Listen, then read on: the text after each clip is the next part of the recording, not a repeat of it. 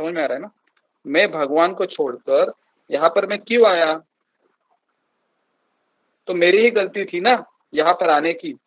तो अभी आने के बाद फिर भुगतो अभी, है ना? फिर शादी करना पड़ता है, शादी के बाद फिर रोज खाना बनाओ, कपड़े धो लो, है ना? बहुत कुछ करना पड़ता है। और उसके बाद भी व्यक्ति संतुष्ट नहीं होते हैं, घर में फिर झगड़े होते हैं। उसके बाद फिर व्यक्ति का बाल है वो पकने लगता है ना? उसके बाद फिर वो बीमारी होने लगती है। फिर उसके बच्चे भी उसका कहा नहीं मानते हैं, उसको कभी कभी वृद्धाश्रम भेजते हैं बच्चे, है ना? इस तरह से फिर वो अपना शरीर को छोड़ देता है। तो हमें ऐसा जिंदगी नहीं जीना है, हमें वापस माँ के पेट में नहीं जाना है ना। माँ का पेट से ही सब शुरू होता है ना? याद है आपको कि आप कौन से दिन माँ के पेट से निकले थे? सबको याद होगा ना, बराबर है? तो वापस हमको वो बर्थडे का डेट किसी को बताना नहीं है ना, अगले जन्म में, कि मैं वापस मेरा बर्थडे मनाइए। तो हमको वापस बर्थडे नहीं मनाना है।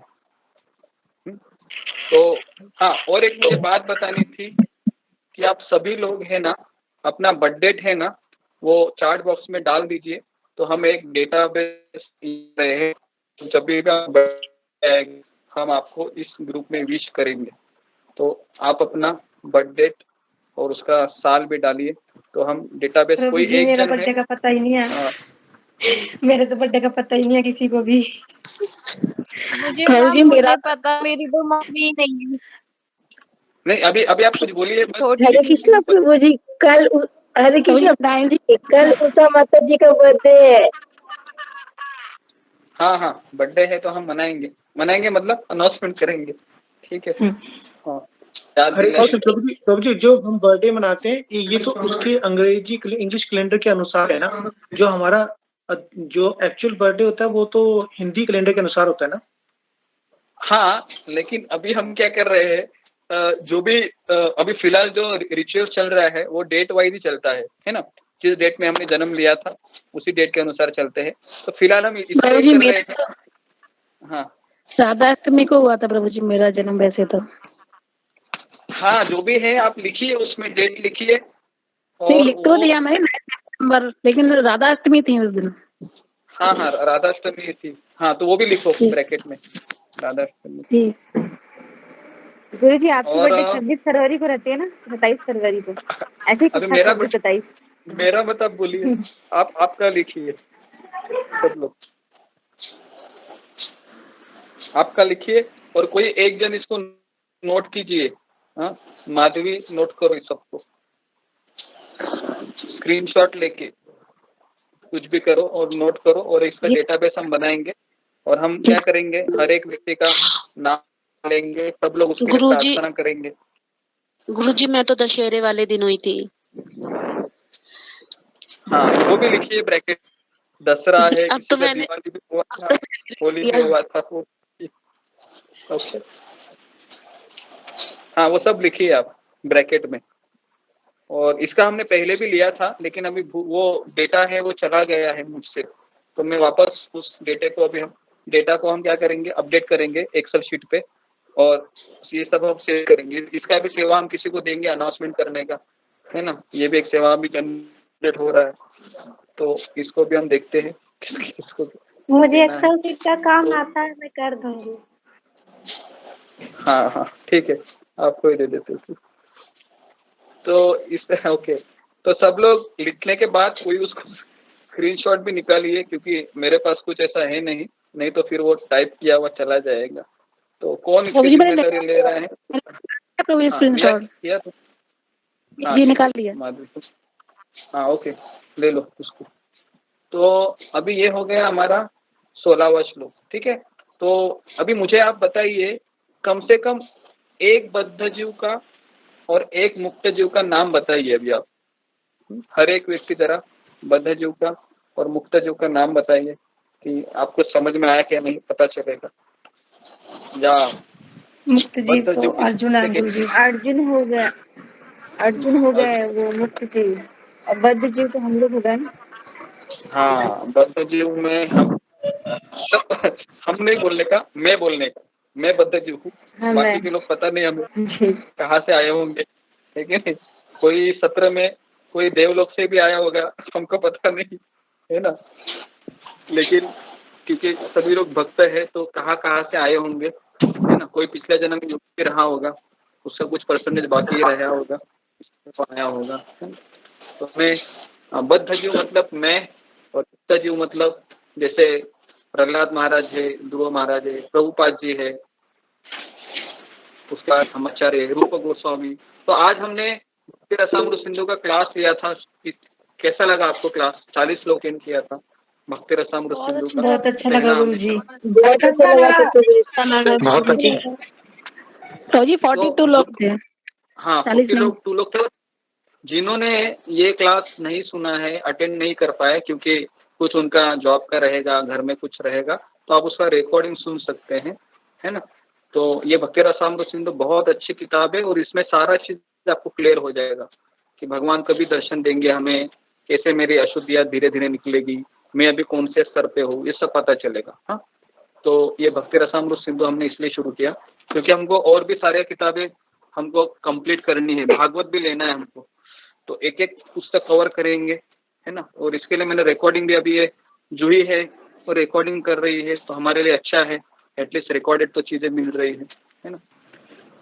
तो प्रभु जी, अभी हम ये सुनाते हो प्रभु जी? हरे कृष्ण प्रभु 11 जी। बजे हाँ भक्ति वो वाला 11 बजे सुनाते हो?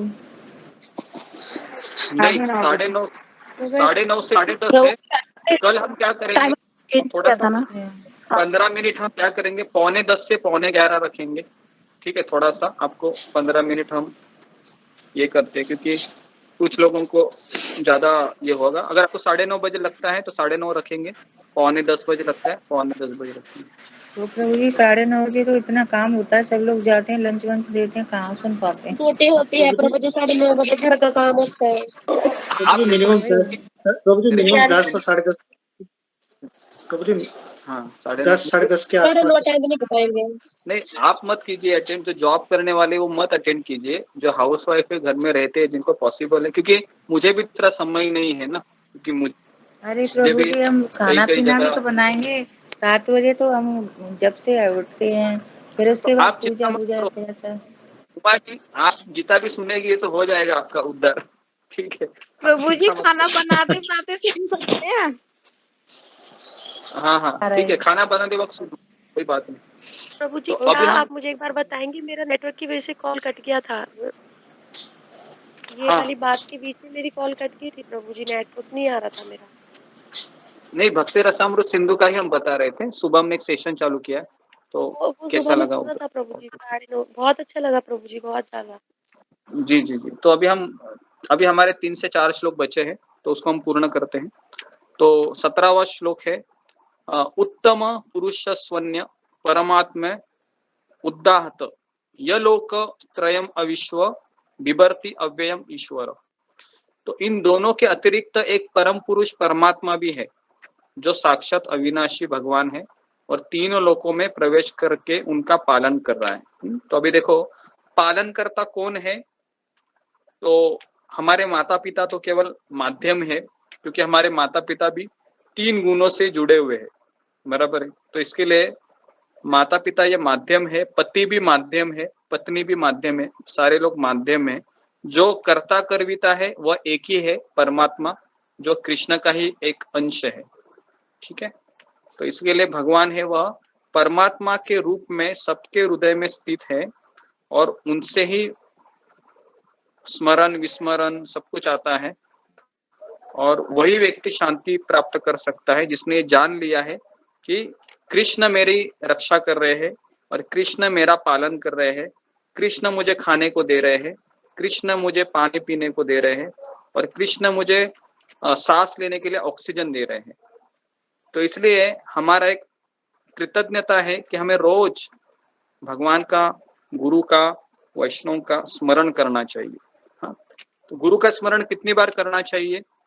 हमने ये 3 बार सुबह शाम, और सुबह दोपहर में शाम, या ऐसे आप 3 बार कर सकते हैं। और तो ये याद रखना चाहिए। उसके बाद अभी हम 18वें श्लोक में है, यस्मात् क्षरम अतीत अहम अक्षरात अपि च उत्तम अतः अस्मि लोके वेदे च प्रथित पुरुषोत्तम। तो भगवान कह रहे हैं मैं क्षर तथा अक्षर दोनों के परे हूँ। तो भगवान अभी परमात्मा की व्याख्या बता रहे हैं, मैं सर्वश्रेष्ठ हूँ, अतएव मैं इस जगत में तथा वेदों में परम पुरुष के रूप में विख्यात हूँ। तो भगवान कह रहे हैं कि कृष्ण से बढ़कर कोई नहीं है। प्रभुपाद लिखते हैं न बद्ध जीव और न मुक्त जीव, तो कोई भी जीव है भगवान नहीं बन सकता। तो आपको पता है कोई कोई लोग है वो इस संसार में कहते हैं कि मैं भगवान हूँ, तो उसको आप कौन से 3 पर्याय देंगे बताइए? हाँ, अपने बैग कालिया के नाच कर सकते हैं, कालिया नाच के ऊपर डांस कर सकते हैं। ये बोलेंगे हाँ, कालिया के ऊपर यशोदा मैया का पास टाइम और मुंह खोल के दिखाने का, और मुंह हाँ, खुल के दिखाना है विष्णु। हाँ ठीक है। तो देखिए आपके घर में किसी को मत ऐसा बोलिए, हाँ, नहीं तो प्रॉब्लम होगा। बाहर कोई व्यक्ति बोलता है तो आप उसको बोलिए, ठीक है। तो कभी कभी गुस्से में क्या होता है ना, पिताजी भी बोलता है तुम्हारा पालन कौन करता हूँ, मैं करता हूँ, है ना। कोई पति भी बोलता हूँ तुमको खिला पिला कौन रहा है, मैं कर रहा हूँ। हरे कृष्णा प्रभु जी, एक प्रश्न थी। हाँ बोलो। वैष्णव का अर्थ क्या होता है? वैष्णव का अर्थ है जो जिसको देखकर भगवान का स्मरण हो, उसको वैष्णव कहते हैं। जिसको देखकर मीट मछली छोड़ना वो वैष्णव नहीं होता है ना?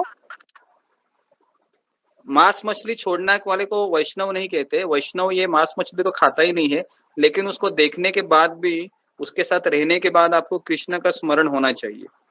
अगर मैं वैष्णव हूँ तो दूसरे व्यक्ति के साथ वह सांसारिक बातें नहीं करेगा, वह भगवान की बातें करेगा। हेलो, ठीक है, ओके, समझिए।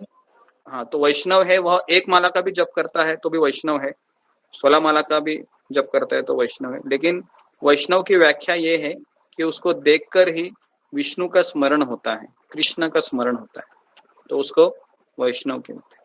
ठीक है, तो जिस तरह से अभी हम देख रहे हैं इस क्लास में इतने सारे लोग हैं, आते हैं, है ना। तो आने से क्या होता है, एक सत्संग में क्या होता है ना, हमको पॉजिटिव एनर्जी मिलती है इस संसार से लड़ने की। तो इसके लिए आप सोचोगे कि मैं अकेले ही गीता पढ़ लूंगा या पढ़ लूंगी, मैं अकेला ही माला जप करूंगा, मैं करूंगी, तो इससे आपको ना ज्यादा समय आप नहीं कर पाओगे। आपको एक शक्ति की जरूरत है और शक्ति ये सत्संग से मिलती है। और अगर आपने देखा होगा कि सत्संग से जुड़कर आप भगवान के और करीब गए हैं, है ना। क्यों करीब गए हैं, मैंने तो आपको लाया नहीं, इस सत्संग में वो शक्ति है कि आप उसके करीब जा रहे हो। ओके तो अभी हम 19वें श्लोक में हैं। 19 आप ही तो लाए हैं तभी तो हम आए हैं, नहीं तो सोते रहते थे 10 बजे तक। हाँ, अभी आपको 4 बजे आना पड़ रहा है ना। अच्छा है, आते रहो, लेकिन फिर भी घर वालों की तरफ भी ध्यान दे दो। हाँ, जो जो लोग आ रहे हैं, कोई ऐसा ना हो कि, है ना, बॉम्ब ब्लास्ट हो जाए 4 बजे।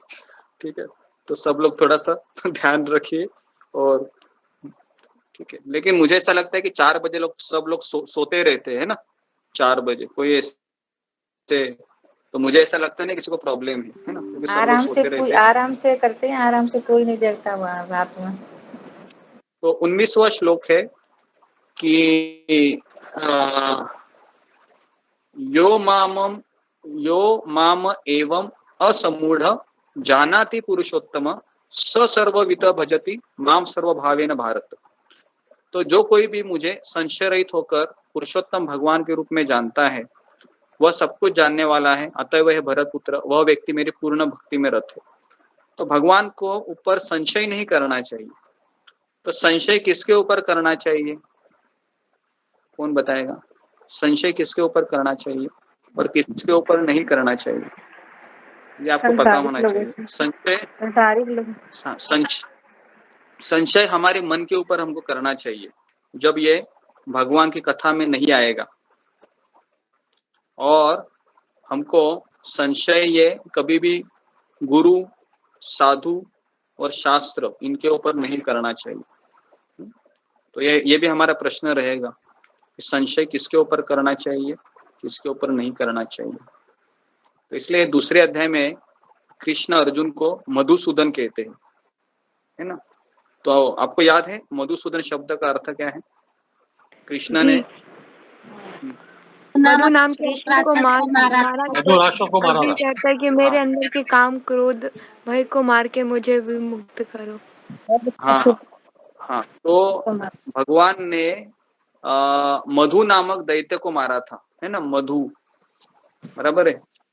और अर्जुन कह रहे थे, हे कृष्ण, मेरे मन में जो संशय उठ रहे हैं, जो शंकाएं उठ रही है, वह उस मधु नामक दैत्य की तरह है। जिस तरह से आपने मधु नामक दैत्य को मारा था, उसी तरह से मेरे मन में जो संशय आ रहे हैं उसको आप मार डालिए। तो आप में से कितने लोग ये प्रार्थना करते हैं भगवान को, मेरे मन में संशय आ रहा है, हे मधुसूदन, हे केशनी सूदन, आप मार डालिए इसको। मैं करती हूँ। करते हैं प्रभु जी, सभी करते हैं। प्रार्थना करते रहनी चाहिए। बिना प्रार्थना से हम कुछ नहीं हो सकता, क्योंकि हम कठपुतली है ना। कठपुतली क्या कर सकता है ना, नाच ही सकता है ना। तो उसके लिए हमको भगवान से कहना चाहिए, आपको जितना नचाना है नचाओ भगवान, लेकिन मुझे आपके भक्तों के साथ रखिए। हमारी केवल एक ही प्रार्थना होनी चाहिए कि हमें आपके भक्तों का संग दीजिए। देखो, गोलोक वृंदावन में भी आपको क्या करना है, भक्तों के साथ रहना है, बराबर। और यहाँ पर भी आपको क्या करना है, भक्तों के साथ रहना है ना। यहाँ पर हम अभी देखो, हम 3 बार मिल रहे हैं, है ना। एक सुबह 4 बजे अभी ऐड हो गया, अभी सुबह भी मिल रहे हैं और शाम, अभी दोपहर को भी मिल रहे हैं। तो आप सोचिए, इतना एसोसिएशन मिलने के बाद आपकी गाड़ी सुपर राजधानी एक्सप्रेस की तरह दौड़नी चाहिए। समझ में आ रहा है? तो इतनी, तो एकदम आपको सुपर चार्ज होनी चाहिए आप रोज, है ना। कभी आपको माया का स्पर्श नहीं होना चाहिए, आप इतना सुन रहे थे। तो इस तरीके से आखिरी श्लोक है, 20वां श्लोक में भगवान कहेंगे, इति गुह्यतम शास्त्रम इदम उक्तम मया अनघ एतद् बुद्ध्वा बुद्धिमानस्य भारत। जरा साउंड को जरा बंद कीजिए, सतीश जी साउंड को बंद कीजिए। हे अनघ, यह वैदिक शास्त्रों का सर्वाधिक गुप्त अंश है, जिसे मैंने अब प्रकट किया है ना। जो कोई इसे समझता है वह बुद्धिमान हो जाएगा और उसके प्रयास पूर्ण हो जाएंगे। तो भगवान ने जो भी बताया है ना, ये 15वें अध्याय में पुरुषोत्तम योग, तो ये सभी शास्त्रों का सार है और भगवान ने इसे जिस रूप में कहा है उसी रूप में समझा जा सकता है। ओके, तो अनघ शब्द का अर्थ है हे निष्पाप। अर्जुन ने कभी पाप नहीं किया था। क्यों नहीं किया था? क्योंकि अर्जुन हमेशा कृष्ण भावना में था, है ना। भले ही अर्जुन की 3 से 4 पत्नियां थी, है ना। पता है आपको अर्जुन की कितनी पत्नियां थी? 3 पत्नियां थी। लेकिन अगर आप देखोगे, अर्जुन ने सुभद्रा से भी विवाह किया था, तो वो भी कृष्ण के कहने पे किया था। आपको याद है, कृष्ण ने कहा था अर्जुन को। प्रभु जी, 4 पत्नी है अर्जुन की, तो 4 पत्नी है। हाँ, 4 पत्नी है, ठीक है, आपको समझ में आया, 4 पत्नी है। ओके, एक एक्स्ट्रा हमने छोड़ दिया था, ऐड कर दिया आपने, तो 4 पत्नी थी। तो सुभद्रा का भी जब कृष्ण ने ही कहा था अर्जुन को कि तुम सन्यासी के रूप में आ जाओ और सुभद्रा का अपहरण करो, तो कृष्ण जो कहते, अगर कृष्ण गलत भी बोलते हैं करने को, है ना, एक तरीके से कृष्ण अर्जुन को कह रहे हैं तुम सुभद्रा का अपहरण करो, ये तो गलत है ना, किसी लड़की का अपहरण करना।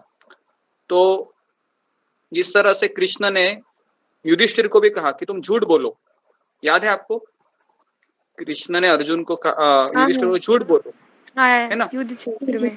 हाँ, तो इसलिए आप कृष्ण को देखोगे तो खुद भी चोरी करता है, ठीक है नहीं, खुद भी झूठ बोलता है। जैसे गोपिया जब कृष्ण को कहती है तुमने माखन खाया क्या, तो कृष्ण क्या बोलता है, मैंने माखन नहीं खाया, है ना, ऐसे झूठ बोलता है।